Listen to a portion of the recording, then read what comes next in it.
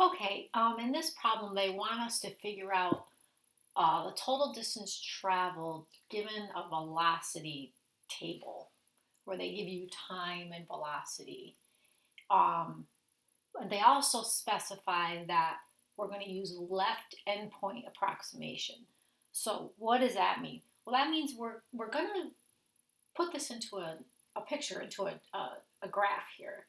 But the height for each of the time intervals is going to be based on the left endpoint approximation. So what I mean by that is, for instance, from 0 to 1, 0 has a velocity of 19, 1 has a velocity of 34. But because we're going to use the leftmost endpoint, that's what we're going to use for the height of each one of these bars that we're going to draw on the graph. So we're going to use the 19 for the height. So from 0 to 1, because we're using left point approximation, the height of that's going to be 19.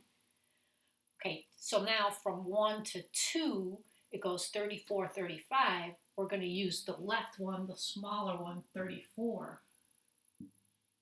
So from 0 to 2, the height of the bar is 34. How about from 2 to 3? It goes from 35 to 22, but we're going to use the height of the left. So from 2 to 3, it's going to be a height of 35. This isn't very good to scale, but I'm just trying to show you the differences. Okay, how about from 3 to 4? It goes 22, 5. So we're going to use the 22. So I don't know, somewhere down here. So I'm putting the heights above them so I know. Okay, from 4 to 5, it's 5, 2. So we're going to use the 5 from 4 to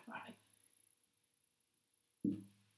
And then from 5 to 6, it's 2, 14. But we're going to use the 2.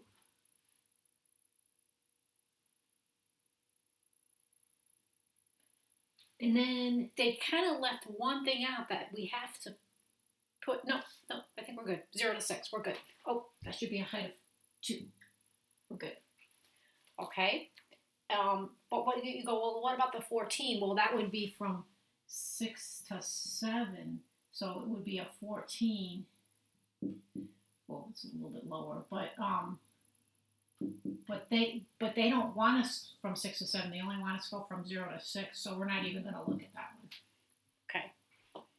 Because it says from 0 to 6. 6 seconds. Okay, so basically all you got to do, because integration, you're basically just adding up the area under a curve. For this one, we're going to just add up the areas of each of these bars. Okay, so each one of these bars has a width of 1, so that's good.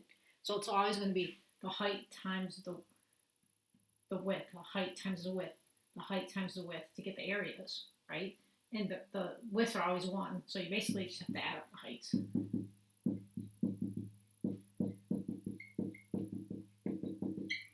Because this is 19 times 1 plus 34 times 1 plus 35 times 1 plus 22 times 1, right? So you just add those up, and I think when I added them all up, I got 117.